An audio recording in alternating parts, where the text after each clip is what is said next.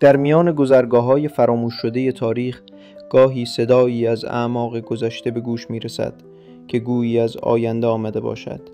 انگار زمان پیچ خورده و راهی به سوی دیدار دوباره با ذهن‌هایی باز شده است که فراتر از زمان خود در مرزهای ناشناخته هستی می‌اندیشیدند.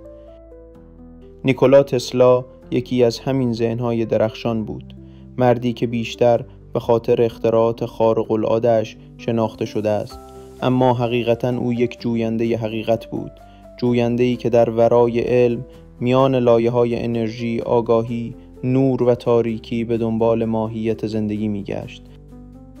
تسلا پلی میان علم و عرفان زد، بین ماده و انرژی، تا شاید روزی نسل‌های آینده بتوانند از گفته‌های او دریچه‌ای به حقیقت وجودی خود بیابند. در مصاحبه‌ای که سالها از دید عموم پنهان مانده بود، تسلا حرف‌هایی زد که شنیدنشان بسیار ارزشمند است. اگر آماده‌ای با من در سفری به دنیای این حقیقت‌ها همراه شوی، این ویدیو را تا انتها ببین. تسلا در این گفتگو که بیش از 8 دهه مخفی مانده بود، اظهار داشت هیچ انسانی واقعاً از بین نمی رود.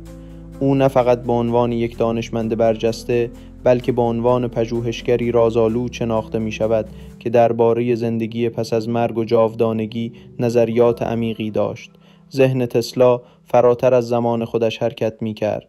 انسانی حساس و در عین حال فلسفی که درباره جاودانگی، نیروی الهی و پایان زندگی تفکر می کرد. پژوهشگران اخیراً مصاحبه‌ای از سال 1930 پیدا کردند که تسلا در آن سن 74 سالگی با یک روزنامه‌نگار به گفتگو پرداخته بود. تاریخ دقیق گفتگو مشخص نیست، اما محتویات آن بسیار قابل توجه‌اند. در این مصاحبه روزنامه‌نگار پرسید: شنیدم شما پیشبینی‌هایی درباره قرن 20 و 21 داشته اید. شما برای اولین بار اتم را شکافتید، پرتوهای کیهانی سیاه را کشف کردید و حتی دستگاهی ساختید که زمین لرزه ایجاد می‌کرد.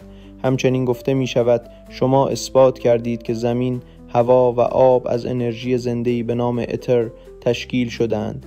نظر شما چیست؟ تسلا با کلامی مختصر پاسخ داد: بدون شک این یکی از مهمترین یافته‌های من است، اما باید اعتراف کنم که از این بابت احساس ناکامی دارم، زیرا نتوانستم همه رویاهایم را تحقق بخشم.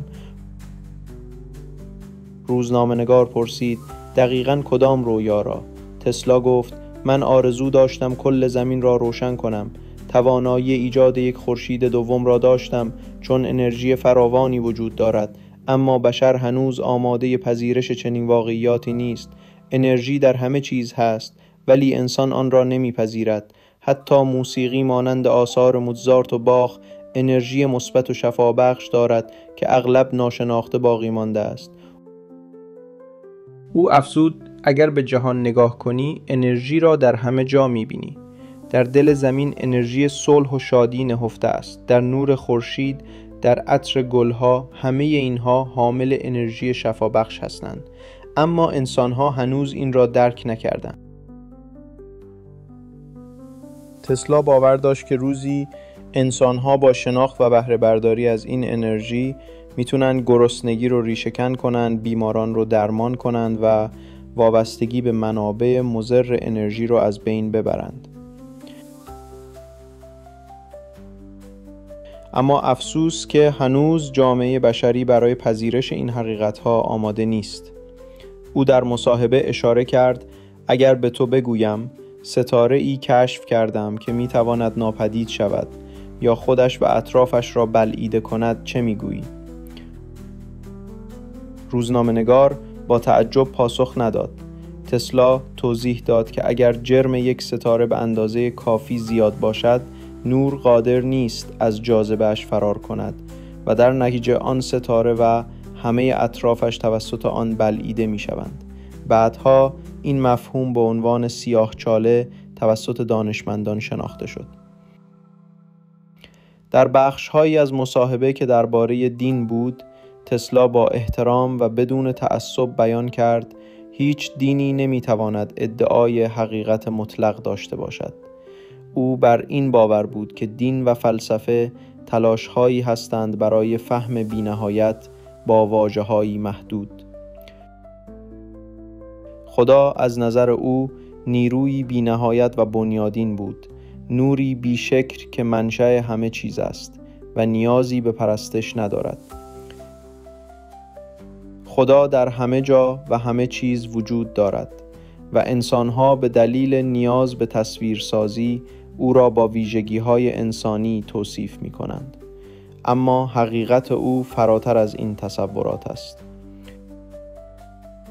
تسلا همچنین درباره زندگی شخصی خود گفت که هیچگاه ازدواج نکرد و فرزندی نداشت، چرا که باور داشت تنهایی بهترین راه برای شناخت خود و فهم اسرار جهان است.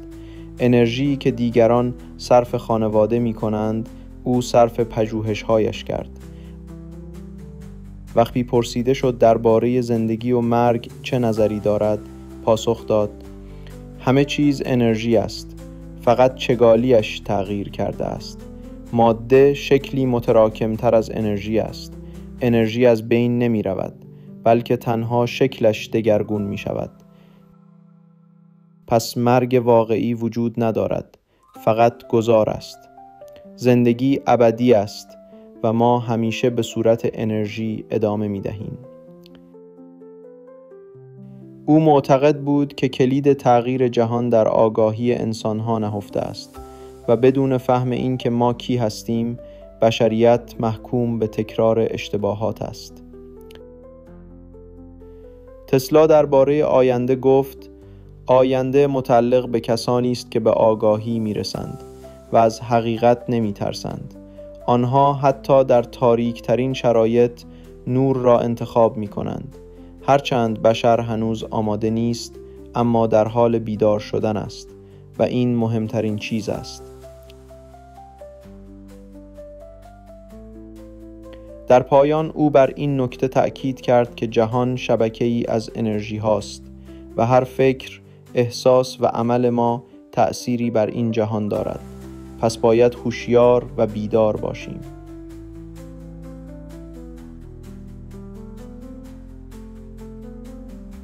اگر این داستان برات الهام بخش بود، لطفاً کانال رو سابسکرایب کن و اون رو با دوستانی که به دنبال آگاهی هستن به اشتراک بذار تا همراه هم جهانی پر از آگاهی بسازیم.